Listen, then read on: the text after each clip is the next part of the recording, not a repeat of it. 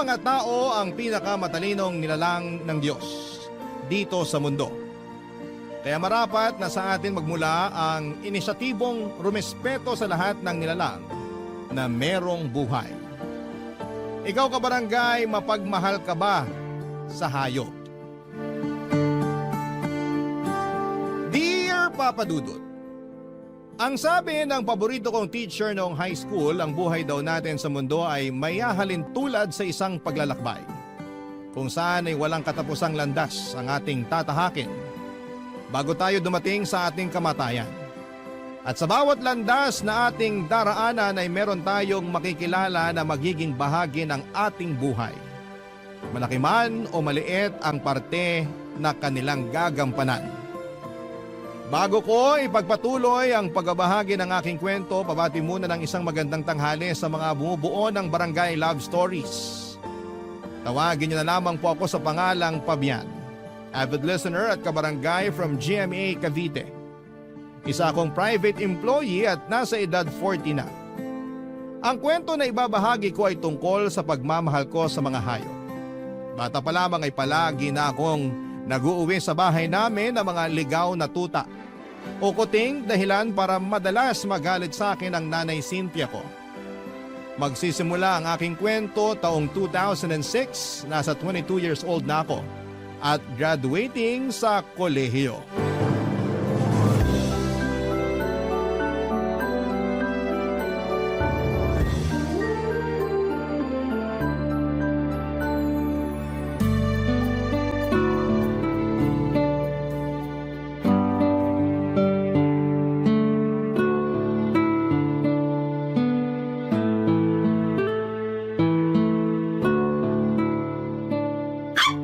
Naku, huwag ka munang maingay, Buknoy. Baka marinig tayo ni nanay. Kulit talaga. Pabian, bakit may dala kang tuta? Nay, binigay lang po sa akin si Buknoy nung may-ari ng tindahan na lagi nating inuutangan. Bakit mo naman yan tinanggap? Namatay daw po kasi yung nanay ng mga tuta, kaya pinamimigay na niya. Hindi na raw po kasi nila kayang alagaan. Sana hindi mo na lang tinanggap. Kawawa naman po. Saka kamukha siya nung namatay kong aso na si Bogart. Tingnan nyo, pareho sila ng kulay. Wala akong pakialam kahit pakamukha niya ni Bogart o si Bogart pa yan. Alam mo namang ayoko ng mga aso rito sa pamamahay natin pero ang tigas talaga ng bumbuna mong bata ka. Hindi na po ako bata. 22 years old na po ako. Bakit hirap na hirap kang intindihin na ayoko nga sabi ng alagang aso o pusa sa bahay natin? Pasalamat ko na nga lang noon na wala na si Bogart. Tapos nag-uwi ka na naman ng panibagong konsumisyon. Patigilin mo nga yung tuta na yan. Shhh! Huwag mo nang tawalan si nanay, Buknoy. At nakuha mo na talagang pangalanan yung tuta na yan, ano? Hindi ka ba talaga nakikinig sa akin, Pabian? Nakikinig naman po, pero wag niyo naman po sanang paalisin si Buknoy. Wala na siyang mapupuntahan. Kawawa naman po siya. Anong kawawa? Anong walang mapupuntahan? Tuta lang naman yan. Mabuti sana kung sanggol yan, baka naawa pa ako at payagang kang kupkupin natin. Kahit po tuta lang si Buknoy, may buhay pa rin siya. Di ba, Buknoy? Ay, naku, para kang baliw, kinakausap mo pa yung tuta. Ay, sawayin mo nga yan. Nakakatakot yung tahol niya. Buknoy, behave na ha. Huwag mo nang tawalan si nanay. Wala naman akong ginagawang masama sa kanya. Kasi nga, naiintindihan niya yung sinasabi niyo sa kanya. Paano niya maiintindihan hindi naman siya tao? Siguro sa tono ng boses niyo at sa ekspresyon ng mukha niyo. Malakas po ang pakiramdam ng mga hayop, lalo na sa mga taong may ayaw sa kanila. Kaya mas lalo kong ayaw mag-alaga ng aso eh. Sige na po, payagan niyo na akong alagaan si Buknoy. Pagsasabihan ko na lang siya at ititrain para hindi maging pasaway sa inyo. Siguraduhin mo lang talaga na hindi ko magiging sakit ng ulo yung tuta na yan Kasi kung hindi may kalalagyan ka sa akin. Nay naman. Wag mo akong manay-nay naman. Tigas ng ulo mo. Sinabi kong ayoko ng kahit na anong hayop sa pamamahay na to pero hindi ka nakakaintindi. Sorry na po, babawi na lang ako sa inyo. Bubunutan ko kayo ng mga uban. Ewan ko sa'yo. Kala mo siguro makukuha mo ko sa pagganyan-ganyan mo, no? Ayaw niyo po ba? Akala ko ba makati na ulo niyo kasi marami na kayong uban? Syempre gusto. Sinabi ko bang ayoko? Pero ayoko na nakakapasok sa loob ng bahay ang tuta mo. Diyan lang yan sa labas kasi ayoko na makalat.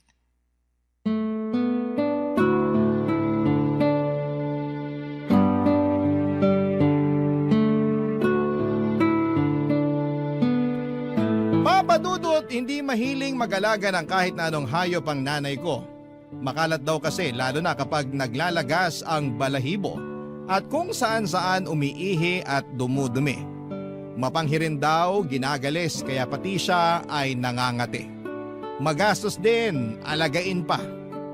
Para ka raw nag-anak. Maingay kahit wala namang bisita at naninira pa ng gamit. Ganon kasi ang karanasan namin sa dati kong alagang aso na si Bogart. Tanda ko pa na binigay lang sa akin yon ng matandang magbubuti na nakasalubong ko dahil nanganak daw ang aso niyang babae. Sa kabila ng pagkaayaw ng nanay kay Bogart ay inalagaan ko pa rin siya at tumagal din siya sa akin ng 3 taon bago nasagasaan at namatay. Kaya nga nung nakita ko si Buknoy ay bigla ko naalala yung aso kong namatay.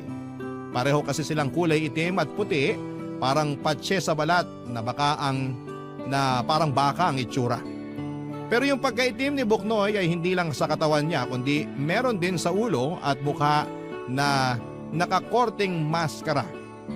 Dominant color ni Buknoy ang puti katulad ni Bogart, kaya naman naisipan ko na baka bumalik sa akin ang namatay kong aso. At yun nga si Buknoy. At kahit mariing tutol ang nanay ko sa pag-aalaga ko ulit ng aso ay wala naman siyang nagawa dahil nga gusto ko. Pero syempre sa labas natutulog si Buknoy bali ginawan ko na lamang siya ng bahay-bahayan sa bakuran namin para hindi siya maarawan at maulanan. Lagi kong binibilinan si Buknoy na mag-behave lalo na pag nasa eskwelahan ako. Bukod kasi kay nanay ay mainit siya sa mata ng tatay-tatayan ko. Mabilis na lumipas ang 2 taon. Malaki na si Buknoy at marami na rin mga nangyari sa akin at isa na nga doon ay ang nakapagtapos na ako sa college. Nagtatrabaho na ako noon sa private company sa Quezon City nang isang gabi. Nang pauwi ako ay nakita kong nakikipag-inuman ng stepfather ko kasama ang mga kabarkada niya sa tapat ng bahay ng isa nilang kaibigan. Inalok pa nga nila ako na tumagay pero tumanggi ako. Ewan pero aandap-andap sa kaba ang dibdib ko sa hindi malamang dahilan. Agad kong hinanap si Buknoy pagka-uwi ko sa amin pero nagtaka ako nang walang aso na tumahol sa akin. At gano'n na lamang ang gulat ko nang makumpirma kong wala siya sa bahay-bahayan niya at nakatanggal din sa leeg niya ang kanyang collar. Doon ko na nga tinanong ang nanay ko tungkol sa kung nasaan ang alaga kong aso.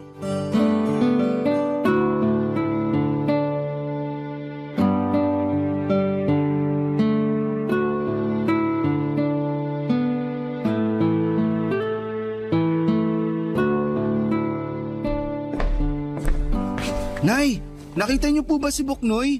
Hindi ka pa nga nakakapagmano sa akin si Buknoy na agad hanap mo? Magmano ka muna! Sorry, Nay. Mano po? Nagugutom ka na ba? Pinagtabi kita ng ulam, nandyan sa may mesa, sinasaklo ba ng platito? Masarap yan, kaldereta. Kaldereta? May pambili na po kayo ng pangkaldereta? Ha? Aba oo.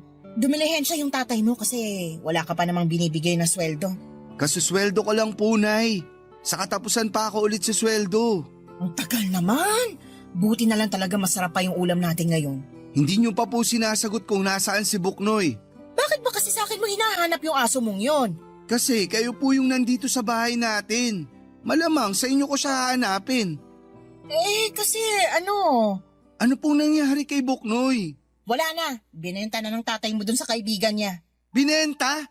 Bakit niya po binenta? Nakursa na dahan Kamukha raw nung aso mo yung paboritong aso ng misis niya. Namatay na yung kanila sa sakit nung nakaraang taon. Kaya ayun, inalok na lang ng tatay mo yung aso mo. Kaya hindi si Buknoy ang kalderetang ulam natin ha. Wala naman po akong sinabi na si Buknoy to ah. Wala nga, pero mga tinginan mo mapanghusga.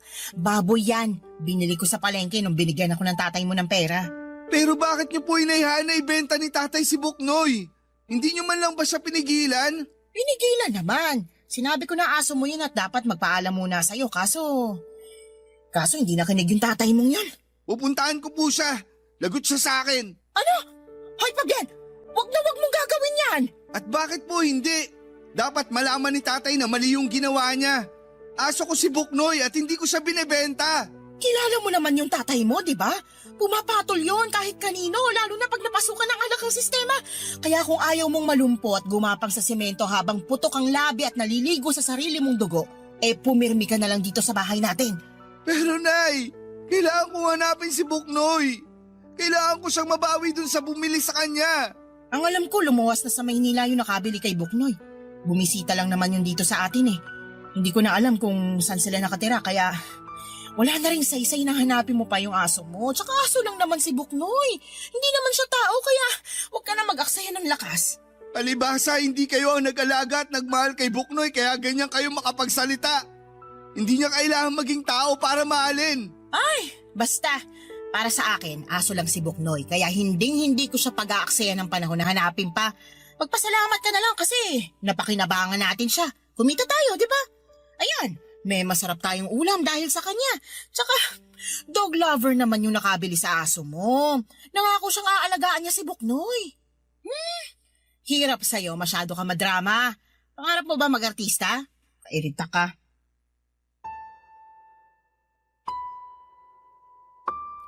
Papa Dudut, galit na galit ako sa tatay-tatayan ko dahil sa ginawa niya kay Buknoy. Galit din ako sa nanay ko kasi hinayaan lang niyang ibenta ang alaga kong aso. Sobrang sakit talaga noong nangyari pero pinilit ko pa rin hindi magpadala sa emosyon. Kilala ko kasing walang sinasanto ang tatay-tatayan ko kaya mas pinili ko na lamang na manahimik at kimkimin ang kalungkutan dahil sa nangyari sa alaga ko. Ang sakit mawala ng aso. Hindi lang naman kasi basta alaga ang turing ko kay Buknoy. Para sa akin ay kaibigan ko na siya. Pamilya at siya rin na nagpapasaya sa akin kapag malungkot ako. Kaya naman mamimiss ko talaga ng husto ang alaga ko. Umiyak ako ng umiyak hanggang sa tuluyan ng napagod ang mga mata ko at nakatulog na lamang ako ng gabing yon. Tapos kinabukasan ay nakangising wagas sa akin ang tatay-tatayan ko. Dahilan para agad kumulo ang aking dugo. Maringkong kinuyom ang aking kamao at sa isip ko ay binigyan ko na siya ng malakas na suntok sa panga. Pero pinigilan ko pa rin magalit ng araw na yon. Sa halip ay nanahimik na lamang ako kahit na matapos niyang magpasaring na buti pa raw si Buknoy may pakinabang. Hindi lang ako umimik noon at umalis na lamang sa bahay para pumasok sa trabaho ko. Habang nasa biyahe, nag-decide ako na gusto ko nang umalis sa amin. Bagay na matagal ko na rin namang plano noon, Papa Dudut. Barangay Love Stories. Barangay Love Stories. Papa Dudut, tinuloy ko nga ang plano kong bumukod pagkalipas ng 3 buwan. Bale sa Quezon City ako nakahanap ng apartment na malapit lang sa pinagtatrabahuan ko. Tutol pa nga ang nanay ko sa pag-alis ko kasi raw ay baka kalimutan ko nang magsustento sa kanila. Pero sinabi ko na lamang na magpapadala pa rin ako at kitang-kita ko naman ang kagustuhan ng tatay-tatayan ko na umalis na ako. Para raw lumuwag-luwag na ang pamamahay namin. Ang kapal na mukha, siya na nga ang totoong sampid sa pamilya namin, siya pa ang galit. Pero nanahimik na lamang ako at sa halip ay sinamaan ko na lamang siya ng tingin bago ako lumabas sa aming pintuan. At pagkalipas nga ng 1 buwan ay nabalitaan kong inatake siya sa puso at namatay. Samantala hindi ako pwedeng mag-alaga ng kahit na anong hayop sa apartment na tinutuluyan ko. Bukod doon ay personal kong desisyon na wag na ring munang mag-ampon kasi nandun pa rin yung trauma na dulot ng pagkawala sa akin ni Buknoy. Pero siguro pag pinanganak kang animal lover ay hindi mawawala sa iyo ang kakayahan mong kumalinga ng mga hayop. Kaya nga pagkaraan ng 2 linggo ay meron na ulit akong pinapakain ng mga stray cat sa bakanting lote malapit sa nirerentahan ko. Isang araw ay nakakita ako ng post sa Facebook na naghahanap ng mga volunteer, ang isang non-government organization for the stray animals dahil meron silang kapon project. And since rest day ko naman ng petsang yon ay gusto kong gawing makabuluhan ng araw ko. Kaya nag-sign up ako at doon nga ay nakilala ko si Meryl.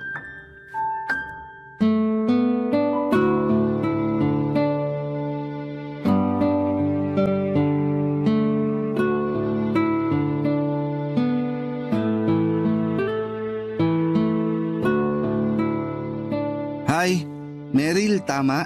Oo, tama. Ikaw si Pabian? Oo. Tubig, gusto mo? Sige, salamat. Sakto, nauuhaw na ako.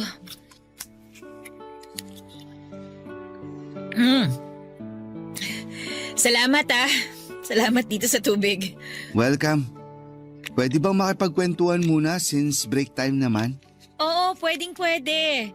Ang busy natin kanina pero masaya naman ako kasi marami ang nagpa-register at nag-participate sa Kapon project natin. Oo nga eh. Pero may ilan pa rin sa mga nagpa-register na hindi pa nakakapunta. Baka mamayang hapon pa yung iba, tirik pa yung araw eh. Baka tinatamad pa silang lumabas. Pero sana makapunta sila, no? Kasi sayang naman yung opportunity na makapun ng mga alaga nilang aso at pusa. Oo nga eh. Saka ako mismo na-amaze kasi hindi ko alam na necessary pala nakapunin ng mga alaga nating aso at pusa. Oo, kailangan talaga yon. May mabuting benepisyo sa kalusugan ng mga alaga natin ng pagkakapon. Makakaiwas sila sa mga malalang sakit kasi hindi na nila kailangan pang magbuntis, di ba? Hindi na rin sila maglalalayas ng bahay. Alam naman natin na delikado silang magpag-alagala yung mga alagang aso at pusa, di ba? Nakakalungkot na karamihan sa kanila nasasagasaan lang sa kalsada. Kaya nga mas lalo akong bumilib sa project ng organization natin. First time mo lang ba makapag-volunteer sa mga ganito? Oo eh. Naku, sigurado ako na pag may chance, uulit-ulitin mo yung pag-attend sa mga ganitong event. Ako kasi animal lover talaga ako eh. Kahit nung high school pa lang ako, nag-volunteer na ako sa barangay namin. Actually, kahit saan na may ganitong event na malapit lang sa amin. Ang sarap kasi sa feeling na nagagawa ko yung mga bagay na gusto ko. Nakakatulong pa ako sa community. Wow!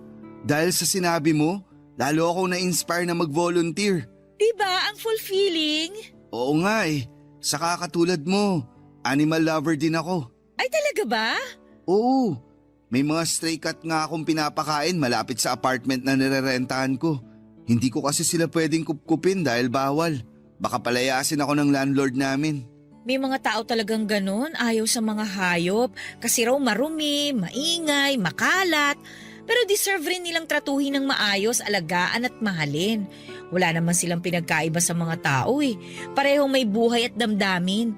Kaya parehong mahalaga din. Sinabi mo pa. Gusto mo bang malaman kung anong pangarap ko? Sige, kung sasabihin mo. Pangarap ko na magkaroon ng sariling farm. Tapos patitirahin ko rin yung mga stray animal. Wow, magandang pangarap nga yan. Sana balang araw matupad mo. Sana talaga. Sa ngayon kasi mukhang imposible pa eh. Naniniwala naman ako na walang imposible basta mabuti yung hangarin mo. Nakikita ko naman kung gaano ka kadedikado.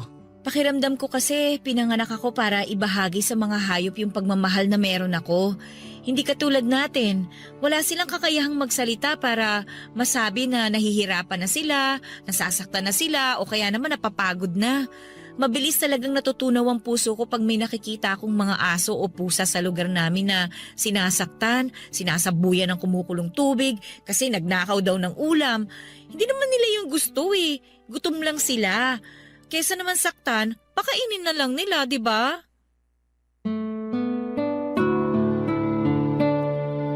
Papadudot maganda si Meryl. Kahawig niya si Julian San Jose at bukod doon ay kuwela rin siya. Maraming kwento at delikado or dedikado sa ginagawa niya. Bilib na bilib ako sa kanya kasi matagal na pala siyang volunteer sa mga ganong klase ng event. Suki na siya sa mga animal shelter around Metro Manila. Lalo tuloy akong na-inspire na magkawang gawa. Masaya ako na nakilala ko siya noong araw na yon. Kaya bago kami naghiwalay ay nagpalitan muna kami ng numero. At doon na nga nagsimulang mamukadkad at umusbong ang aming pagkakaibigan na nauwi sa pag-iibigan. Naging kami ni Meryl at makalipas ang 2 taon ay nagpakasal po kami. Balak na namin magka-baby pero hindi kami binayaan kaagad. 3 beses nakunan si Meryl dahil sa kondisyon ng matres niya. Pero hindi pa rin kami nawala ng pag-asa na balang araw ay mararanasan naming maging magulang. Nag-focus na lamang muna kami sa pagtupad ng iba pa naming mga pangarap.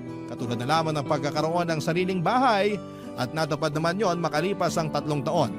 Makalipas ang 1 buwan pagkatapos naming lumipat sa bahay namin, hindi ko malilimutan yung mga sumunod na tagpo.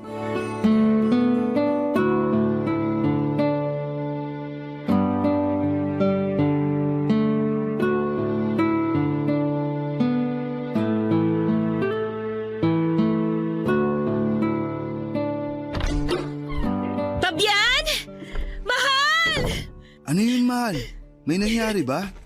Meron! May nangyari! Ano yun? Sabihin mo na sa akin kasi nag-aalala na ako. Sige, pero maupo muna tayo sa kama. Sige, halika. Aalalayan kita. Ano ka ba naman? Kaya ko naman ang sarili ko. Halika na, tabihan mo na ako dito. Ewan ko ba? Gusto ko lang din na alalayan ka. Yan. Pwede mo na bang sabihin sa akin kung ano yung nangyari? Para hindi na ako mag-alala kasi kinakabahan ako eh. Kumalma ka lang, mahal. Wala namang masamang nangyari sa akin eh. Hawakan kong kamay mo, ha? Para kumalma ka. Yan. Salamat. Kalmado na ako. Unang-una, gusto ko lang magpasalamat sa'yo kasi kahit na ang dami na natin pinagdaanan, nasa tabi pa rin kita at hindi mo pa rin ako iniiwan. Bakit ko naman gagawin yun sa'yo? Mahal kita. At mahal din kita.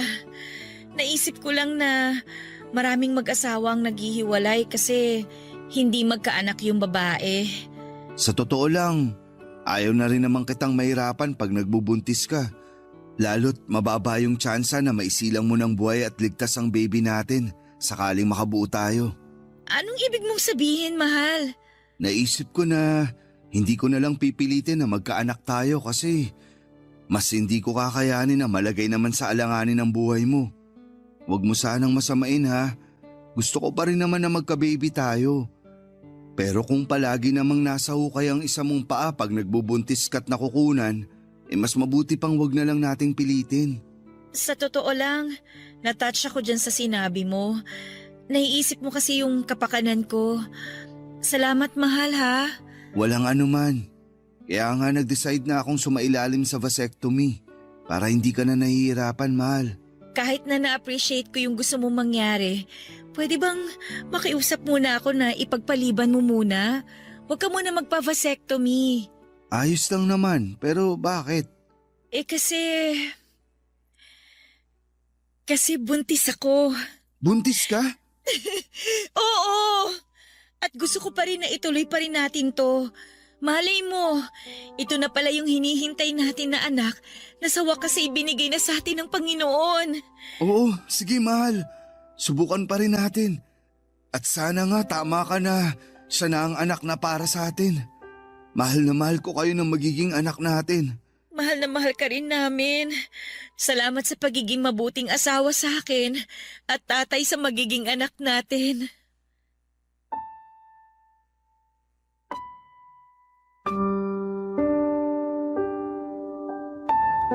Papadudot marami akong pangarap para sa pamilya namin ni Meryl, lalo na sa magiging anak namin.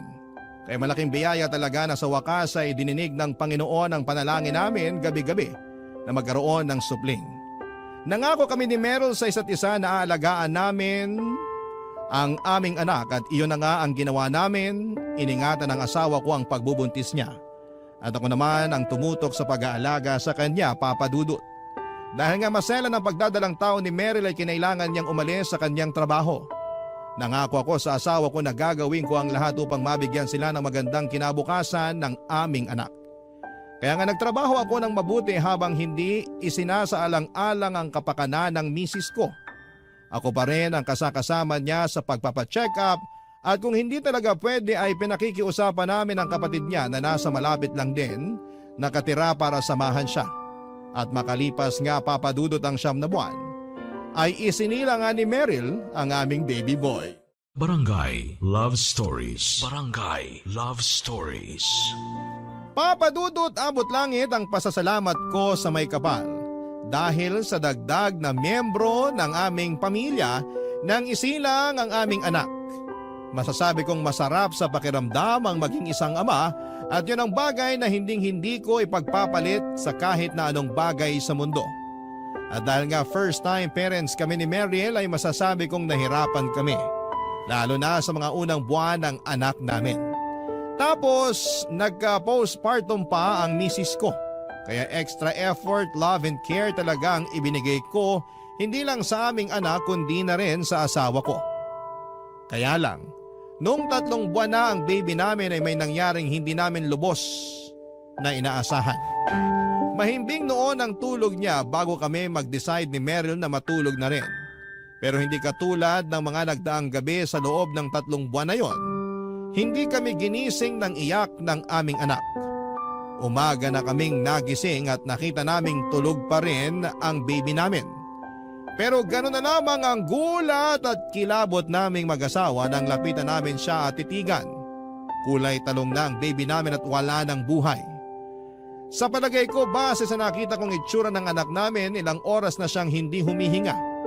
Agad namin siyang sinugod sa ospital at ang dahilan ng pagkamatay niya ay yung kondisyon na tinatawag na SIDS o yung Sudden Infant Death Syndrome, kung saan ay prone ang mga sanggol na tamaan ito sa unang 6 na buwan ng kanilang buhay.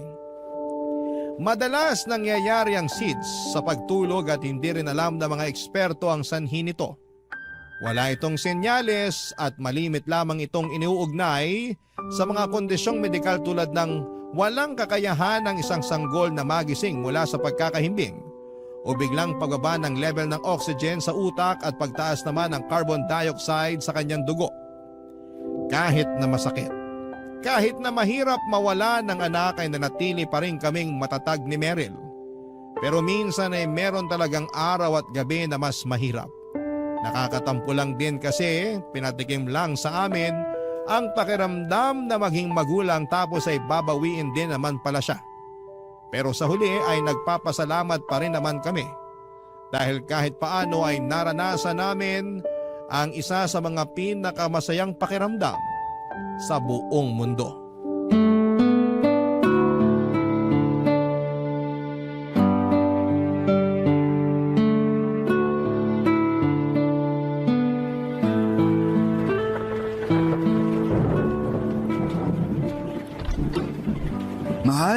Mahal, dali, halika. May ipapakita ako sa'yo. Ano yun, mahal? Hala, tuta! Oo, pero pwedeng pakikuha ang tuwalya. Basang-basa siya eh. Lakas ng ulan sa labas. Sige, tika. Nilalamig ka ba? Oh, ito na yung tuwalya. Akin na muna yung tuta. Magpunas ka na rin, mahal. Sige, mahal. Ang cute-cute naman ito. Saan mo ba siya nakuha? Bigay sa akin ng janitress namin. Nanganak kasi yung aspin na inaalagaan niya dun sa office. Hindi na raw niya kayang alagaan kasi nga marami na. Kaya ayun, pinamigay na niya. Hindi naman ako humingi pero nakiusap siya sa akin na kung pwede ko raw ampunin na lang. Kinuha ko na rin kasi naawa naman ako nung nagkatinginan kami. Oo nga nakakaawa nga siya. Pero sabi ng janitress namin, yan daw yung pinakamakulit at mahilig maglaro. Hala, mukhang sumasang-ayon siya Oo nga eh. Pero okay lang ba na mag-alaga tayo ng tuta rito sa bahay, mahal? Oo naman. Sa totoo lang, matagal ko na rin gustong mag-alaga ng tuta. Naghahanap na nga ako ng maaampon online Buti na lang inuwi mo tong tuta na to. Ay mahal, ano bang ipapangalan natin sa kanya? May naisip na ako eh. Anong naisip mo? Brownie. Brownie? Kahit kulay itim at puti itong tuta? Oo, para maiba lang. Saka kamukha rin kasi siya ng mga aso ko noon na sina Bogart at Buknoy. Kaya Brownie para letter B pa rin. Pwede namang Blackie kasi may kulay itim siya. Hayaan mo na, mahal. Brown naman yung ilong niya eh. Di ba, Brownie? Sige na nga. Simula ngayon, ikaw na si Brownie. Alam mo, kahit paano nabawasan yung lungkot ko kasi inuwi mo tong si Brownie. Ewan ko ba? Pakiramdam ko, nagkaroon ako ng anak kahit natuta siya. Yan din yung nararamdaman ko. Kahit nung unang beses ko pa lang siya nakita, para bang nakaramdam na ako ng comfort sa presensya niya. Kaya sabi ko sa sarili ko, sige, gusto kong alagaan natin siya. May nabasa ako na nakakatulong daw ang mga hayop sa pagluluksa ng mga magulang na nawalan ng anak. Kaya pangako, aalagaan natin si Brownie na parang tunay nating anak. Oo, mahal. Tingnan mo mukhang naglalambing siya. Oo nga, siguro naiintindihan niya yung pinag-uusapan natin. Naalala ko tuloy noon na palagi kong sinasabi sa nanay ko na naiintindihan ni Buknoy yung mga sinasabi niya. Talaga? Ano ba yung sinasabi niya? Kung gaano niya kaayaw si Buknoy nung inuwi ko. Tuta pa lang din yun. Magkasing laki lang sila ni Brownie. Tapos syempre, ayaw nga ni nanay na mag-alaga kami ng aso. Nagagalit siya kay Buknoy kaya tinatahulan siya nung tuta ko. Seryoso? Oo, kaya ayun, hindi na lang umiimik si nanay. Pero sa akin na lang siya nagbububunga nga. Kasasabi na ayaw nga niya ng tuta sa bahay. Pero wala rin naman siyang nagawa kasi gusto ko talagang alagaan at palakihin si Buknoy. Parang nakwento mo na kamukha siya nung nauna mong aso na si Bogart. Oo, at ngayon naman kamukha nila tong si Brownie. Malakas tuloy yung pakiramdam ko na iisa lang talaga sila. Tapos bumabalik lang sila sa akin sa ibang panahon para makasama ako. Natin. Parang reincarnation. Kung totoo man yung reincarnation, isa lang ang ibig sabihin nun. Mahal na mahal ka ng mga aso mo para piliin nilang mabuhay ulit at hanapin ka. Papadudot malaking bagay ang pagdating ni Brownie sa buhay naming mag-asawa. Siya kasi ang tumulong sa amin habang patuloy pa rin ang pagluluksa namin sa pagkamatay ng aming anak. Minahal namin siya ni Meryl at bilang kapalit ay sinuklian namin yon nang hindi lang doble kundi tripling pagmamahal. Ibang magmahal ang mga hayop, walang pag-iimbot, walang hinihinging kapalit, sila ang pinakamagandang halimbawa ng mga nilalang na marunong magpatawad. Hindi kasi sila nagtatanim ng sama ng loob. Si Brownie ang kasakasama namin ni Meryl ng maraming taon. Inilagaan namin siya, minahal at itinuring na para naming tunay na anak. At kahit na dumating yung araw na sa wakas ay binayaan ulit kami ng anak ng asawa ko, ay hindi nagbago o nabawasan ang pagmamahal namin kay Brownie. Kasakasama namin siya sa bawat milestone ng anak namin dahil miyembro na siya ng aming pamilya. Pero pagkalipas ng 8 taon ay dumating yung araw na kinakatakutan namin. Ang araw na kailangan na naming magpaalam kay Brownie, Papa Dudut.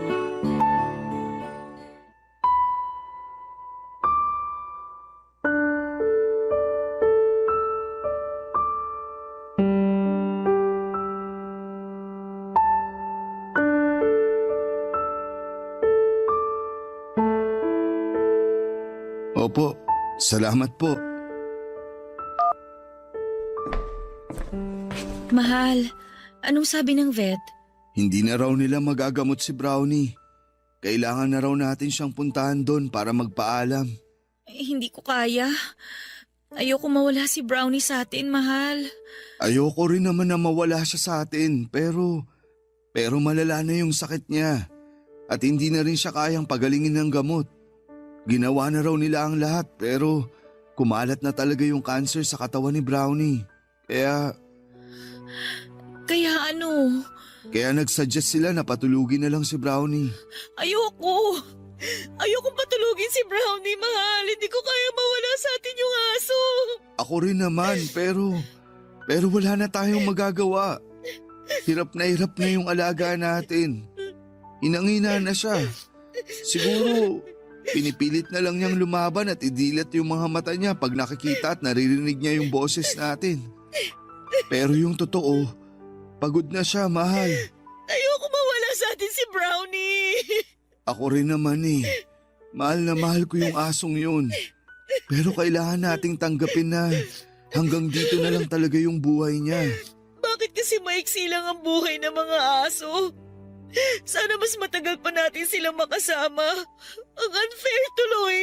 Oo, unfair. Pero sigurado ako na naging maligaya naman si Brownie sa loob ng 8 taon na nakasama natin siya. Kasi minahal natin siya. Inalagaan. Palagay mo, maaalala pa ba tayo ni Brownie pag umalis na siya? Oo naman. Palagi pa rin nila tayong maaalala. Hindi niya tayo makakalimutan, mahal. Kaso parang hindi ko pa rin kaya eh. Parang magbe-breakdown ako habang iniisip ko na mawawala na sa atin si Brownie. Pero sino ba ako para ipagkait sa kanya yung makapagpahinga siya? Tama ka. Hirap na siya dahil sa sakit niya. Oo, at kahit na hindi man nakakapagsalita si Brownie, alam kong nagpapasalamat siya sa atin dahil inalagaan at minahal natin siya. Siguro, iparamdam na lang natin yung pag-aalaga at pagmamahal na yun sa kanya hanggang sa huling hininga niya. Nalulungkot pa rin ako. Nalulungkot din ako pero magpakatatag pa rin tayo. Hinding-hindi natin kalilimutan si Brownie. Kahit na wala na siya sa piling natin, mananatiling buhay ang alaala niya sa ating puso at sa bahay na to. Salamat, mahal ah. Kung wala ka, baka hindi ko talaga kayanin to. Alam ko na mas kaya kong harapin yung ganitong sitwasyon kasi nasa tabi kita. Oo naman, hanggat nabubuhay ako, pangako ko sa'yo na lagi mo ako maaasahan. Hindi kita iiwan. Halika nga, payakap ako.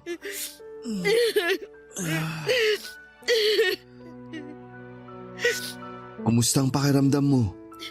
Tingin mo, kaya mo nang pumunta sa klinik para makita si Brownie? Oo, kaya ko. Kaya lang, Ano? ano sa palagay mo? Maganda kaya na patikimin na natin siya ng tsokolate? Gustong-gusto niya kasi yung amoy nun eh. Pero bawal naman sa kanya, di ba? Tingin ko, magandang ideya yun. Sigurado akong magiging masaya siya.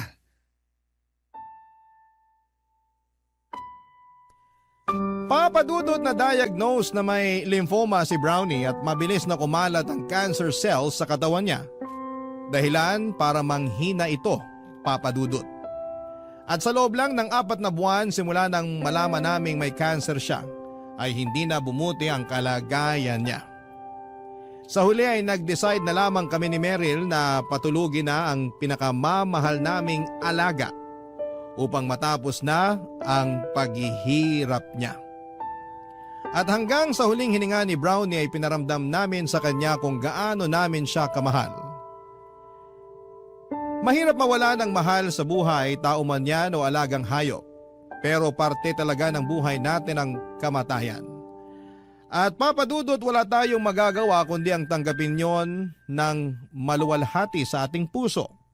Kahit na masakit at napakahirap. Iyak kami ng iyak ni Meryl nung nawala si Brownie.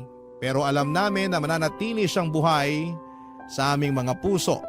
Hindi namin siya kalilimutan at iisipin na lang namin na masayang-masaya siyang naglalaro sa tulay na bahaghari. Kasama ang iba pang mga hayop na wala na sa mundong ito. Sa kasalukuyan ay maayos ang pamilya namin ni Meryl at hindi pa rin kami tumitigil sa pagbobolontaryo sa mga animal shelter at mga kapon project upang makatulong hindi lang sa mga hayop kundi maging sa komunidad. Kaya nga ang masasabi ko lang ay maging responsableng pet owners tayo, mahalin at bantayan natin ang mga alaga natin. Huwag natin silang saktan, pabayaan o itakwil dahil katulad natin ay mahalaga rin ang buhay na meron sila. Maraming salamat po Papa Dudut sakaling mapili po ninyong basahin ang kwento ko sa Barangay Love Stories. Sana kahit paano ay meron akong nakumbinsing mga kabarangay na mag-volunteer sa mga animal shelter. God bless po sa inyong istasyon at maraming salamat po sa inyong lahat. Ang inyong forever kapuso at kabarangay, Fabian.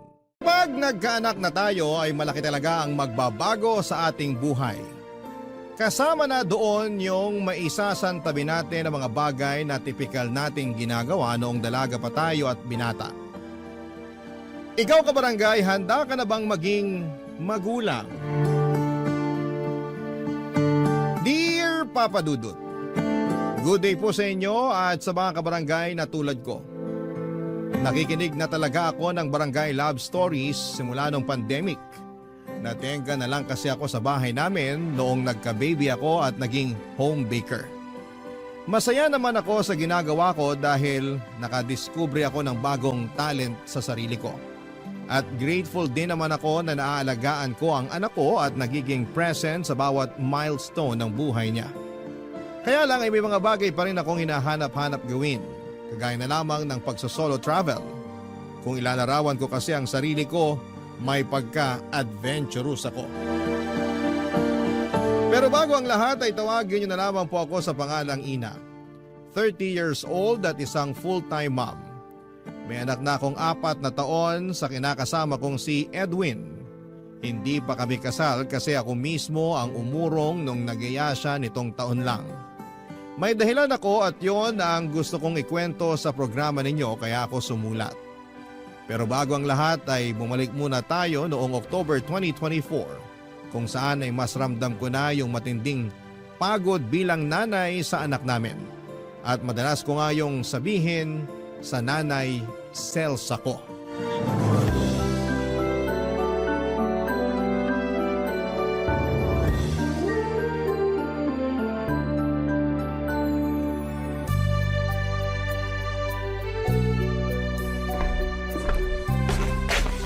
Oh, nak, merienda ka muna. Tulog pa rin yung anak mo. Mamaya ako nagigisingin para makakain naman tayo ng payapa. Salamat, Nay. Kunin mo na tong niluto ko maruyang saging at kumain na tayo. Sige po. Grabe, nakakapagod alagaan yung apo niyo. Sobrang likot, napakapasaway. Ako ang nanay, hindi na kinatatakutan. Hindi naman ako ganyan nung bata ako. Takot na takot nga ako sa sitatingin niyo pa lang. Ganyan na ba talaga mga kabataan ngayon? Hindi ko alam ang isasagot dyan, pero napapansin ko nga na napaka-spoiled na ng mga kabataan ngayon. Hindi naman lahat ha, pero karamihan. Halimbawa na lang doon yung apo ng kumari ko, sobrang pasaway daw. Kaya lang malala naman doon kasi naninira ng gamit. Pag hindi nasunod ang gusto, nagdadabog tapos umiiyak ng pagkalakas-lakas. Nakakarindi sabi ng kumari ko. Baka kung kasama nila ako sa bahay lumayas na lang ako sa ingay ng batang yun. Talaga po? Oo, sinasabi ko sa'yo. Sana hindi pa pagod na pagod yung magulang ng batang yun sa kakaalaga sa kanya. Hindi naman siguro. Kasi ano pat nag-anak-anak sila kung mapapagod din sila sa pagpapalaki ng anak nila. Bakit ba ganyan ang tanungan mo? Wala lang, naisip ko lang naman po. O bakit? Napapagod ka na ba mag-alaga sa apo ko? Hindi naman po sa ganon. Hindi raw sa ganun, tono pa lang ng boses mo, pagod ka na. Kahit hindi naman, mema ka naman na eh. Anong mema? May masabi, invento. At ako pa talaga ang imbento? Baka gusto mong batukan kita. Ah, sige po, mag-ingay pa kayo para magising apo nyo. Ay, oo nga pala. Sorry na. Ikaw kasi Nasisi pa ako. Bakit mo ba kasi nasabi yung pagod-pagod na yon? Kasi yun pong nararamdaman ko eh. Sinasabi na nga ba eh. Pero anak mo naman yung inaalagaan mo, Ina. Nandun na po tayo pero tao lang naman ako, napapagod din. Masaya naman po ako kasi ako yung nag-aalaga at nagpalaki sa anak namin ni Edwin pero di ko lang mapigilang mapagod sa buhay ko. Ano pa kasing ibig mong sabihin? Namimiss ko na po yung buhay ko nung dalaga pa ako. Alin? Yung pangangati ng paa mo kaya lagi kang nasa galaan? Opo, namimiss ko yung mag-travel ulit katulad nung di pa ako nagkakaanak. Ngayon kasi mahirap dahil sumpungin yung apo nyo. Nakakahiya ilabas lalo na may tendency gumawa ng eksena. Tapos mahigpit din sa akin si Edwin. Ni ayaw kong payagang makipagkita sa dati kong katrabaho kasi wala raw magbabantay sa anak namin ganito ganyan. Basta marami siyang dahilan kaya ayoko na lang siyang kausap. Baka nga concern lang siya sa anak nyo kaya ganun. At sa iyo na rin. Kasi sobrang hirap naman nun kung aabutan ng sumpong yung apo ko habang nasa labas kayo. Sige po, nandun na tayo sa concern siya sa anak namin. Pero di ko naman ramdam yung sinasabi niyong concern din siya sa akin. Mabait si Edwin. Hindi niya kayo pinapabayaan ng anak mo. Nagsusumikap siya magtrabaho para sa future nyo. Ewan ko po pero pakiramdam ko, nagtatrabaho lang siya para sa sarili niya at hindi para sa amin ng anak niya. Bakit naman ganyan ka mag-isip? Kasi mukhang mas mahalaga pa sa kanya yung trabaho niya kaysa sa amin. Di ko naman po to masasabi kung hindi ko nararamdaman. Nandun na tayo sa hindi niya kami pinababayaan ng apo niyo. Kumbaga, good provider. Pero hindi naman mabuting kinakasama at tatay sa anak namin. Hay nako. Yang isip mo nga ang baguhin mo. Hindi tama na ganyan ka mag-isip sa kinakasama mo. Nagsisikap yung tao para rin naman sa inyong dalawa. Kung tutuusin swerte ka na kay Edwin kasi maraming babae yung naghahanap ng katulad niyang good provider. Kaya kung ako sa'yo, hindi na ako magrereklamo. Tsaka kung nung dalaga ka ay nagagawa mo yung mga gusto mo, pues hindi na ngayon kasi may anak ka na. Yung anak niyo ni Edwin ang unahin mong isipin kesa sa sarili mo. Papa Dudut, ganon ba talaga maging nanay? Kasi kung oo, nakakapagod din pala kahit masaya ka naman na naaalagaan mo ang anak mo. At alam ko rin namang maswerte na ako kay Edwin dahil good provider siya sa amin. Tulad ng sinasabi ng nanay ko. Pero para sa akin ay hindi niya nagagampanan ang pagiging mabuting kinakasama at tatay sa aming anak. Madalas ay busy siya sa trabaho at wala nang panahon sa aming mag-ina. Minsan nga feeling ko ay hindi na siya kilala ng anak namin. Pero tiniis ko yon at hindi na lamang nagreklamo dahil susumbatan na naman ako ng nanay ko. Papa Dudut, mga kabarangay, habang tumatagal ay aminado kong nasagad na lamang ako at nawala ng amor lalo na sa relasyon namin. Dagdagan pa ng matinding pagkamiss ko sa buhay ko noong dalaga pa ako. Ang hirap din kasi na mula sa pagiging gala nag-standby na lamang ako sa bahay dahil nabuntis ako at kinailangan kong alagaan ang anak namin ni Edwin. Bukod doon ay umalis din ako sa trabaho dahil naging masela ng pregnancy ko at kailangan ko pang i-prioritize ang baby namin. Nagkataon pa na pandemic kaya mas nakakabaliw pala at nakadagdag lang yon sa postpartum depression ko. At kahit na ilang taon nang nakakalipas, alam ko sa sarili ko na depressed pa rin ako, Papa Dudut.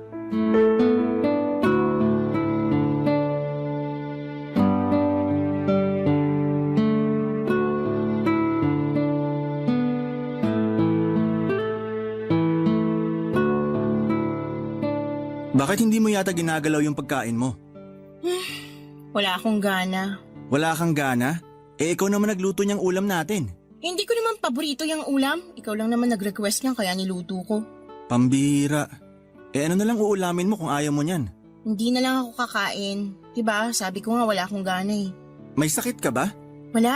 Ayos lang ako. Hindi ka ayos. Kasi kasasabi mo lang na wala kang gana kahit wala ka namang sakit. Pag sinabi ko naman sa'yo yung totoong dahilan, baka hindi ka lang din makinig katulad ng dati. Ano ba kasi yon? Gusto kong lumabas para makipagkita sa mga dati kong katrabaho. Nabuburyong na ako rito sa bahay natin kakaalaga sa anak mo. Kung makaalis man kami, kinananay lang din ako nakakapunta. Bakit? Sawa ka na rin sa bahay ng nanay mo? Hindi naman, pero syempre iba pa rin kung makakasama ko yung mga dati kong katrabaho. Bakit ba kasi atat na atat ka lagi makalabas kasama nila? At bakit ba kasi pinagbabawalan mo ko? Hindi mo naman ako preso rito sa pamamahay na to. Ganyan bang tingin mo sa sarili mo? Oo, kasi hindi mo ako pinapayagang sumama sa mga dati kong katrabaho o kaibigan. Alam mo naman yung rason kung bakit, di ba? Alin? Yung anak natin? Walang magbabantay sa anak natin kesyo ayaw mo namang ipagkatiwala sa iba kaya ako na lang dapat talaga magbantay sa kanya? Oo. At isa pa, responsibilidad mo yon bilang nanay. Pwes nakakapagod na maging nanay sa anak mo. Anong sinabi mo? Napapagod na ako, Edwin. Pagod na ako. Ang gusto ko lang naman lumabas kasama mga kaibigan ko. Bakit hindi mo pa mabigay-bigay sa akin yun? Kung dati, gets ko yung rason mo kasi pandemic, tsaka maliit pa naman yung anak natin. Pero ngayon, hindi naman na. Kung tutuusin, pwede ko na nga iwanan yung anak natin sa nanay ko. Para ano? Para makalabas ka kasama mga kaibigan mo na sa pagkakaalam ko, single pa at wala pang mga anak na tulad mo. Ano namang masama doon? Masama kasi sila wala pang responsibilidad pero ikaw meron na. Kaya nga dapat mas priority mo yung anak natin kesa sa kanila. Ewan ko sa'yo. Sinasabi ko na nga ba hindi mo rin ako maiintindihan eh. Huwag mo namang sabihin yan. Paano hindi ko to masasabi ikaw nga wala ka ring panahon sa amin ng anak mo dahil sa pesting trabaho mong yan. Kapakanan nyo lang iniisip ko. Nagtatrabaho ako para sa inyo. Ay nako, sinabi mo na rin yan noon eh at naniwala naman ako. Pero habang nakikita ko sa mga picture mo sa Facebook kung gaano ka kasaya habang lumalabas kasama mga katrabaho mo, mas lalo akong naaawa sa sarili ko kasi bakit ako? Hindi ko pwedeng gawin yun. Bakit ikaw lang? Sige nga, ang unfair mo. Ina naman. kahit ano pang sabihin mo, unfair ka. Ikaw lang yung nagpapakasaya kasama mga katrabaho at kaibigan mo, tapos ako, nagpapakahirap sa pag-aalaga ng anak natin. Kaya nga anak natin, hindi anak ko lang. O sige, papayagan na kitang lumabas para makipagkita sa mga kaibigan mo. Pero may kondisyon. Ano yun? Isama mo yung anak natin. Kasi alam ko hindi kakayanin ng mama mo yung kakulitan niya. Baka sumpungin lang yun ng high blood. Mahirap na. Papa Dudut, thankful naman ako nang payagan ako ni Edwin na sumama sa labas ng mga dati kong kaopisina. Pero hindi ako masyadong nag-enjoy dahil kasama ko ang anak namin. Nag-tantrums kasi ito doon, kaya naman naabala rin ang iba ko pang mga kasama. Sa sobrang hiya ko ay nagsabi na ako na uuwi na lamang kami. At yun nga ang ginawa namin. Pagdating sa bahay, himalang tumigil sa pag-iyak ang anak ko at nakatulog na. Pero ako ay nanatiling gising habang masama ang loob. Nabitin kasi ako sa paglabas namin at hindi nag-enjoy. Kaya nga mas lalong tumindi yung damdamin ko na tinanggalan ako ng kalayaan ni Edwin simula nang magkaanak kami. Lagi niyang pinamumukha sa akin na ang mga nanay ay nasa bahay lamang para mag-alaga ng anak. Iginokompara niya ang mami niya sa akin at sa nanay ko na stay-at-home wife. Pero never niyang pinakikinggan ng mabuti ang pangangailangan ko. Don't get me wrong, Papa Dudut. Masaya naman ako sa pagiging nanay pero pakiramdam ko ay napapabayaan ko na ang sarili ko. Barangay Love Stories. Barangay Love Stories.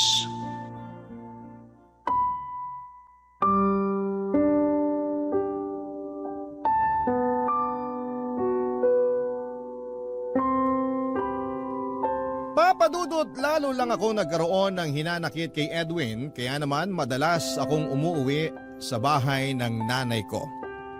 Naaaburido na lamang si nanay sa mga kadramahan ko sa buhay at siya na mismo ang nag-udyok sa akin na gumala raw ako para naman hindi ako mabaliw. Kahit na ganoon ang terminolohiya ni nanay ay na-appreciate ko yon kasi kilala niya akong hindi talaga mapirme sa bahay lalo na nung wala pa akong anak. Kaya nga nagboluntaryo siyang alagaan ang anak ko kapag may lakad ako. Pinagtatakpan din niya ako kay Edwin kaya naman masayang masaya ko. Hindi nga nagtagal ay nakilala ko si Andrew noong minsan siyang sinama ng dati kong katrabaho at kaibigan sa get-together namin. Bago lang daw kasi sa team nila si Andrew at gusto niyang makipag-socialize. Masaya naman ako na makilala siya lalo na at na-attract talaga ako sa kagwapuhan niya. Bukod doon ay tipo ko. Yung mga katulad niya na tahimik pero pamatay naman ang ngiti. Marami akong nalaman tungkol kay Andrew ng araw na magkakilala kami. Una na roon ay ang hilig niya sa pagsosolo travel katulad ko. Ikalawa ang kaka-break lang daw niya sa girlfriend niya na nakarelasyon niya ng 5 taon. Hindi talaga mawala sa isipan ko si Andrew at kahit na noong nag-uwian na kami ay malimit ko pa rin siyang tinatanong sa kaibigan ko. Tinukso pa nga ako nito na baka raw interesado ako kay Andrew pero sinabi kong hindi naman dahil nga pamilyado na ako. Isang araw nagkayayaang mag-beach ang mga dati kong katrabaho at gusto nilang sumama ko. Siyempre pumayag ako noong nalaman kong kasama si Andrew. As usual, nanay ko ulit ang nagbantay sa anak ko para malaya akong makaalis. Buti na lang din at nagkaroon ng 5 days seminar si Edwin sa Cebu na related pa rin sa kanyang trabaho, Papa Dudut.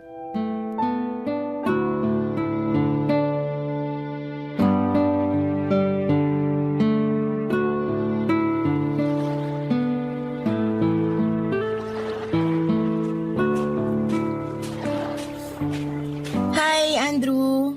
Hello? Ba't naman nag-iisa ka rito? Ano yan? Nagmumuni-muni ka? Ganun na nga. Ang relaxing din kasi ng mga alon.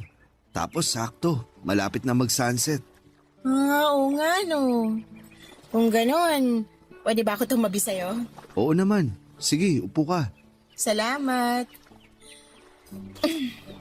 Naalala ko tuloy nung dalaga pa ako. Mahilig din ako mag-travel kagaya mo. Tapos, meron akong collection sa phone ko na mga picture ng sunset tsaka sunrise sa iba't ibang lugar. Talaga? Oo, hindi lang sa beach kasi meron din sa mga bundok. Hilig mo rin pala mamundok, no? Oo naman. Pero ngayon, ewan ko kung kaya ko pa. Maglakad nga lang ng 1 kilometro, hinihingal na ako eh. Siguro, ganun talaga pag tumatanda. Hindi ka pa naman mukhang matanda. Bolero. Nagsasabi lang ako ng totoo. 30 years old na kaya ako. Pwes, mukha kang 25 years old. Sabi na bolero ka talaga. Hindi nga. Pero pakiramdam ko talaga, doble na yung itsura ko sa edad ko. Bakit naman? Siyempre, nakakahagad kasing maging nanay. Don't get me wrong, happy naman ako na may anak ako pero nakakapagod lang talaga. Lalo pasaway at makulit yung anak ko. Ilang taon na ba yung anak mo? Kaka-4 na taon lang ngayong 2024. Kaya naman pala. Ganyan din yung pamangkin kong 4 years old. Sobrang kulit. Alam mo ba, marunong na yun umakyat sa lamesa namin. Tapos 1 beses nahulog. Mabuti na lang di napuruhan. Pero grabe yung kaba ng parents niya. Lalo na yung sister-in-law ko. Kasi rainbow baby nila yun. Talaga? Pero napacheck up naman ba? Oo, at okay naman ang result. Sabi nga namin, baka niligtas siya ng guardian angel niya. Ay, kailangan talaga i-supervise ng parents. Lalo na ng nanay yung mga anak na ganyan ka-hyper. Kaya siguro ayaw akong payagan ng mister ko na lumabas-labas kasama mga kaibigan ko dahil walang iba mag-aalaga sa anak namin eh. Ganun ba? Sino nag-aalaga sa anak mo ngayon? Nanay ko. Naaburido na lang kasi yun sa mga kadramahan ko sa buhay kaya pinayagan na akong umalis-alis ng bahay namin. Buti nga nagkaroon ng seminar si Edwin sa Cebu at halos 5 araw siya dun. Ang sabi pa niya mahina raw signal kaya tuwing umaga lang niya ako nakakausap sa cellphone. Ibig sabihin, hindi alam ni Edwin na sumama ka sa beach trip natin ngayon? Tumpak. Pero ayos lang yun kasi di niya na kailangan malaman. Mamaya hindi niya pa ako payagan. Kung ako ang kinakasama mo, papayagan kitang umalis-alis at sumama sa mga gala ng kaibigan mo. Dahil nakakapagod din naman mag-alaga ng anak. Deserve mo na magkaroon ng me time. Talaga? Buti ka pa naisip mo yan. Si Edwin kasi, hindi niya yan naiisip eh. Lagi nung bukang bibig walang magbabantay sa anak namin. Pwede ko namang iwanan at ipaalaga sa nanay ko katulad ngayon. Siya lang yung OA masyado na akala mo talaga may time sa amin ng anak niya pag nasa bahay. Bakit? Wala rin ba siyang oras sa inyo? Oo, kasi kahit rest day niya, inuuwi niya sa bahay ang trabaho. Katwiran niya, nagpapag-good shot daw siya sa management nila kasi candidate for promotion siya. Mahirap talaga kapag mataas ang pangarap mo. Suportado ko naman yung pangarap niya kasi alam ko at nakikita kong may potensyal siya. Sabi nga ng nanay ko, maswerte na ako kay Edwin kasi good provider sa amin ang anak niya. Pero, ewan ko, ako lang siguro yung may problema kasi pakiramdam ko may kulang pa rin. Kung yan ang nararamdaman mo, ibig sabihin, totoo yan kasi may pinanggagalingan. Meron nga.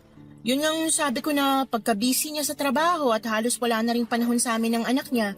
Tapos, yung hindi niya pa ako pinapayagan na lumabas para makipagkita sa mga kaibigan at dati kong katrabaho. Bilang lakwatserang babae nung dalaga pa, mahirap sa akin mag-transition into stay at home at full-time mom. Buti na lang din, natutunan kong mag-home baking para kahit papano meron akong pinagkakaabalahan. Ang galing mo naman. Bilib ako sa'yo kasi kung ako ang nasa posisyon mo, baka mabaliw ako. Talaga? Oo, kasi mahilig talaga ako mag-travel. Hindi mo ako mapapapirmi sa bahay dahil every weekend umaalis talaga ako. For sure, kasama mo sa mga travel mo yung girlfriend mo. Oo, nung kami pa. Pero bago yun, mahilig na rin ako mag-solo travel. Pareho pala tayo.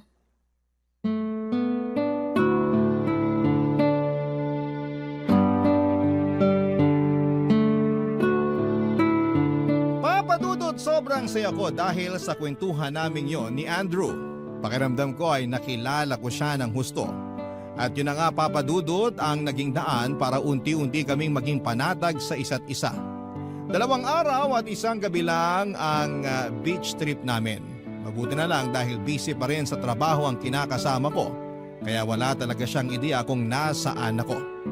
Kung tumatawag man siya, saglit lang at madalas ay anak lang namin ang kinukumusta niya. Kung noon ay nasasaktan ako dahil pakiramdam ko ay wala siyang pakialam sa akin, nawala na ang lahat ng pangungulila ko sa kanya noong nakilala ko si Andrew. Hindi nagtagal ay tuluyan ang naging palagay ang loob namin ni Andrew sa isa't isa. Nagkapalitan na rin kami ng numero at madalas kaming nag-uusap sa text. Pinapayuhan ko siya kung paano mabilis na makakapag-move on sa ex-girlfriend niya. Lalo na't nabanggit niya rin sa akin na nasasaktan pa raw siya sa breakup nila. In-encourage ko rin siya na mag-travel lalo na para malibang siya. May mga pagkakataon na sinasama niya ako. Bali kaming dalawa lang pero bihira lang naman yon. Dahil nga baka makahalata na si Edwin. Pero may isang beses na nag-out of town ulit ang kinakasama ko ay sinamantala ko ang pagkakataon na sumama kay Andrew sa 2 days hike niya sa Mount Pulag. Doon ay mas lalo kaming na-develop sa isa't isa. At habang nasa transient house ay may nangyari na nga sa aming dalawa. Pero dahil alam niya na pamilyado na akong tao ay sinasabihan niya ako na kalimutan na lang namin yung bagay na ginawa namin. Siyempre nasaktan ako pero alam ko na tama naman siya. Kaya nga pagkatapos ng hiking namin na yon ay hindi na namin pinag-usapan ang nangyari. Napansin ko rin na dumalang ang pakikipag-text niya sa akin pero inisip ko lang na baka busy siya sa trabaho. Mabilis na lumipas ang 2 linggo. May napansin ako sa sarili ko. Bagay na nagdulot sa akin ng matinding kaba, Papa Dudut.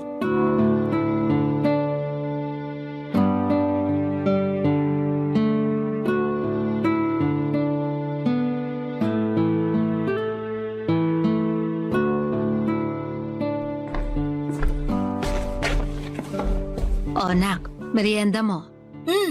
Ano po yan, Nay? Ano pa nga ba? E di yung paborito mong maruyang saging? Ayoko po yan. Ilayin niyo po sa akin yan. Ala, ayaw mo nito? Opo, ayoko rin ng amoy niya. Nasusuka ako. Grabe ka naman sa maruyang saging ko. Please po, Nay. Ilayin niyo na lang sa akin yan. O sige na, sige na. Ilalagay ko na lang dito sa mesa at tatakpan. Para pag gusto mo na, may makain ka. Hindi ko na po yan kakainin, kaya kung gusto niyo, sa inyo na lang. Lalo, di naman yan masarap pag malamig. Iinitin ko na lang sa oven. Pero ano ba kasi nangyayari sa'yo? May sakit ka ba? Wala naman po, pero hindi lang magandang pakiramdam ko. Kailan pa yan? Simula po kaninang umaga. Wala nga akong gahanang kumain, pero inilit ko lang sarili ko. Pero wala ka namang lagnat. Wala po. Mukha ka nga maputla. Basta gusto ko lang po magpahinga kasi pag tumatayo ako ng matagal o di kaya pag naglalakad ako, nahihilo po ako eh. Baka naman kulang ka sa dugo. Hindi naman po siguro. Ang hirap namang malaman kung anong nangyayari sa'yo. Hindi naman ako doktor. Ayos lang po ako. Siguro ipapahinga ko na lang muna ito ng konti. Di kasi ako makapagpahinga sa ingay ng anak namin kanina sa bahay. Kaya pumunta na ako rito sa inyo. Mabuti na rin yan para makapagpahinga ka. Abala naman yung anak mo sa pakikipaglaro sa pinsan niya, kaya hindi ka nun maiistorbo. Sakaling hanapin ka, ako nang bahalang libangin siya. Salamat po talaga, Naya. Salamat saan? Sa pagbabantay niyo sa anak ko. Sa pag-aalaga sa kanya pag umaalis ako. Tsaka sa pagtatakip sa akin kay Edwin. Siyempre, sabi mo kailangan mo talaga ng oras para sa sarili mo. Kaya pinayagan kitang umalis-alis para makipagkita sa mga kaibigan mo. Pero pakiusap ko lang, wag mo namang sanang dalas-dalasan. Kasi baka makahalata na yung kinakasama mo. Hindi na nga po muna ako lalabas. Tsaka di naman din nagyaya mga kaibigan ko. Mabuti kung ganon. Asikasuhin mo na lang muna yung anak nyo kasi namimiss ka na raw niya. Buti na lang talaga na uuto ko yon. Para hindi magkwento sa tatay niya pag naiiwan siya sa akin dahil umaalis ka. Tiwala naman po ako na hindi magkukwento yung anak ko kay Edwin kasi hindi naman sila close nun. Totoo rin naman yan. Ilag nga rin sa kanya yung bata. Paano hindi iilag? Wala nga siyang panahon sa anak niya. Puro na lang siya trabaho. Yun na lang kaya gawin niyang pamilya. Huwag mo namang sabihin yan. Sasabihin niyo na naman na maswerte ko kay Edwin kasi good provider siya, ganon. Oo.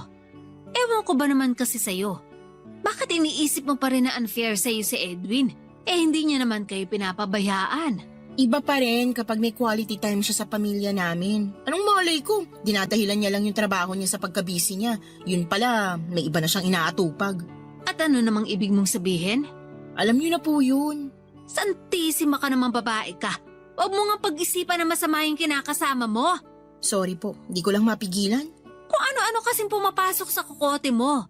Sarili mo yung ayus-ayusin mo kasi pamilyado ka na. Maayos naman po ko, tsaka alam ko naman po yun. Ginagawa ko naman ang lahat ng makakaya ko para magampanan yung pagiging nanay sa anak namin eh. Pwes gawin mo pa ng gusto. Doble mo para wala na masabi sa'yo si Edwin. Na yun naman eh. Oh, bakit? Kung makapagsalita kayo, halatang mas kinakampihan niyo pa si Edwin kaysa sa akin. Ako kaya yung anak niyo. Alam ko namang anak kita. Pero gusto lang din naman kitang payuhan bilang nanay mo. Na-appreciate ko po, pero minsan nakakasama na kayo ng loob eh. Aba, ikaw pa ang may ganang gumanyan? Siyempre po. Excuse po. Anak, ano ba nangyayari sa'yo? Bakit ka naduduwal? Buntis ka ba?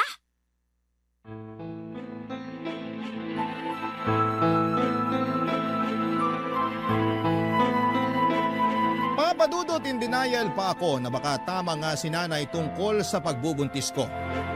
Ayoko pa kasi ulit magkaanak at siguradong mananagot ako kay Edwin kapag nalaman niya ang mga pinaggagawa ko. Madadamay pa si nanay dahil kinukonsenti niya ang mga pagalis ko. Pero wala naman siyang ideya na may nakilala na pala akong iba at may nangyari pa sa amin. Kaya nga nilimitehan ko po papadudot ang pag-alis-alis ko dahil baka makahalata na itong si Edwin. Dahil nga in denial pa ako ay inisip ko na baka may sakit lamang ako. Kaya nahihilo ako at naduduwan. Pero nung nagkalakas ako ng loob na mag-pregnancy test, nalaman ko na positive ang resulta. Buntis nga ako at sigurado akong si Andrew ang ama papadudot.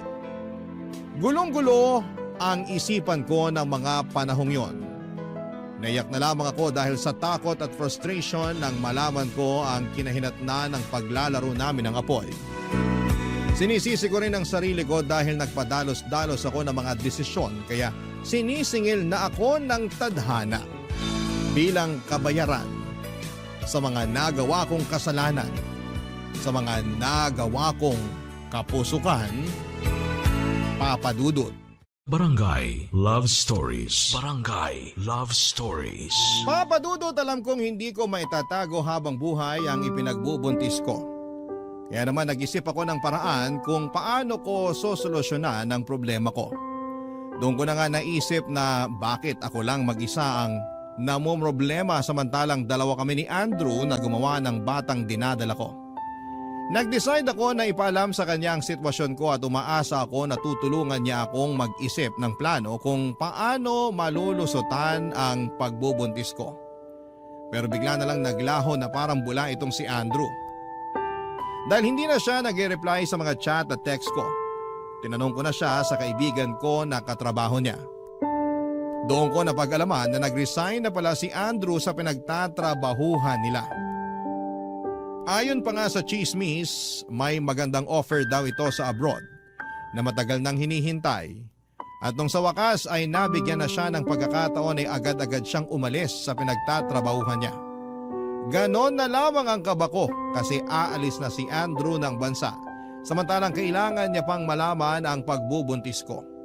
Mabuti na lang at sinabi sa akin ng kaibigan ko kung saan siya nakatira dahil kako may importante lamang akong sasabihin sa kanya. At agad-agad ko na nga siyang pinuntahan sa apartment na nirerentahan niya papadudot.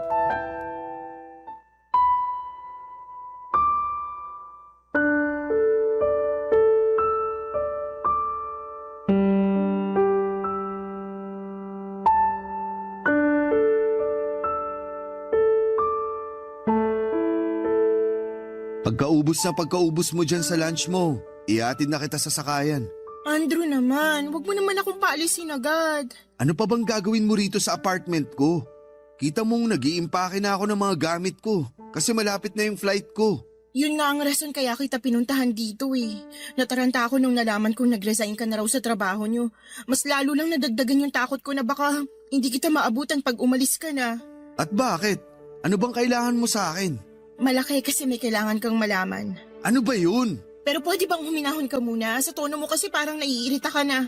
Hindi lang ako naiirita. Naiinip din ako kasi ang dami mong ligoy. Bakit ba hindi mo na lang sabihin yung rason kung bakit ka pumunta rito sa apartment ko? Para matapos na. Buntis ako. At ikaw ang ama, Andrew. Ano ka mo? Sabi ko buntis ako. At ikaw ang ama. Imposible yan. Nagsisinungaling ka lang. Hindi ako nagsisinungaling. Ba't naman ako magsisinungaling? May nangyari sa atin, di ba? Sinabi kong kalimutan mo na yan eh. Paano ko makakalimutan? Nagbunga nga ng baby yung nangyari sa atin. Hindi ako naniniwala sa'yo. Nagsisinungaling ka lang. Hindi ako sinungaling. Ayaw mo maniwala Teka, may kukunin lang ako sa bag ko.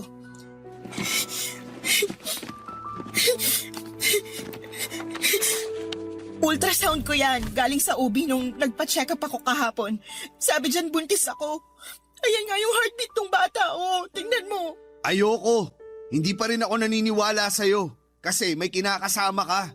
Malay ko ba kung anak nyo pala ni Edwin? Tapos gusto mo lang ipakargo sa akin. At bakit ko naman gagawin yun sakaling sa amin nga ni Edwin ang bata? Kasi may gusto ka sa akin. Ano? Akala mo siguro tanga ako para di ko maalata na gusto mo ko, no? Kaya nga nung nasa bundok tayo, kung makalingkis ka sa akin, wagas. Tapos nalaman ko rin sa kaibigan mo na katrabaho ko na marami ka raw inaalam sa kanya tungkol sa akin. Kaya doon ko nasabi na gusto mo nga ako. Ano naman kung totoo may gusto ako sa'yo? Sa mas naramdaman ko yung concern mo sa akin kesa sa kinakasama ko Mas ikaw pa nga yung nakakausap ko ng madalas kesa sa kanya. Pero hindi pa rin sapat na dahilan yun para ipaakaw mo yung anak nyo sa akin. Hindi niya anak tong dinadala ko. Anak natin to. Paano nga ako makakasiguro? Kasi wala namang nangyayari sa amin Matagal na simula nung huling beses na pumayag akong galawin niya ako. Ikaw lang yung nakagalaw sa akin kaya alam ko. Tiwala ako na ikaw ang ama ng baby na nasa tiyan ko. Pero ayoko pang magkaanak, Ina. Hindi pa ako handang maging ama. Ano sinabi mo? Ayoko pa. Lalo ngayon na may opportunity ako na makapag-abroad. Saka isipin mo nga, pag nagkaanak na tayo, paano na ako makakapag-travel? Ayoko matulad sa'yo na hindi na nakakaalis. Kasi natenga na lang sa pag-aalaga ng anak. Ang sama mo. Napakasama mo. Tawagin mo na akong masama kung gusto mo. Pero sana irespeto mo yung desisyon ko. Isa pa, alam mo na posibleng magalit sa'yo ng gusto si Edwin pag nalaman niya ang totoo. Kaya nasa sa'yo kung hahayaan mong masira ang pamilya nyo kapag pinangatawanan mo ang pagbubuntis mong yan. O habang maaga pa, ipalaglag mo na yung batang dinadala mo. Papadudot, hindi ko inaasahan na ganon ang magiging reaksyon ni Andrew matapos niyang malaman na buntis ako sa anak namin. Ang sakit-sakit marinig na mga sinabi niya kung paanong hindi niya matatanggap ang bata at ang masahol pa ay nung sinabi niyang may choice naman akong ipalaglag ang baby namin kung ayaw kong masira ang pamilya namin ni Edwin. At managot ako dito dahil sa panlalalaki ko. Hindi na rin ako pinakinggan ni Andrew kahit na anong pagmamakaawa ko, papadudot. Tuluyan na siyang naglaho na parang bula sa buhay ko. At hindi ko na siya nakontak pa kahit kailan. Naiwan akong balisa, tuliro at hindi alam ang gagawin. Dahil alam kong magagalit sa akin si Edwin kapag nalaman niya ang katotohanan. At mas lalo lang nadagdagan ng dinadala kong problema ng isang araw ay may ginawa ang kinakasama ko na hindi ko lubos na inaasahan.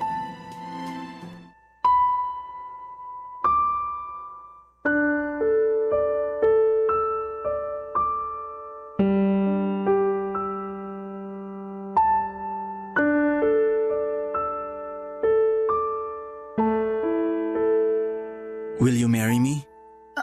Ano? Sabi ko, will you marry me, Ina? Edwin naman. Hindi ko alam sasabihin ko Bakit naman kasi biglaan tong pagpo-propose mo? Marami kasi akong na-realize nung nasa Cebu ako. Doon ko nakita yung dati kong profesor sa college. Paborito ko yun kasi bukod sa mahusay na guro, family man din. Sabi ko pa nga sa sarili ko, siya yung magiging role model ko pag bumuo na ako ng pamilya.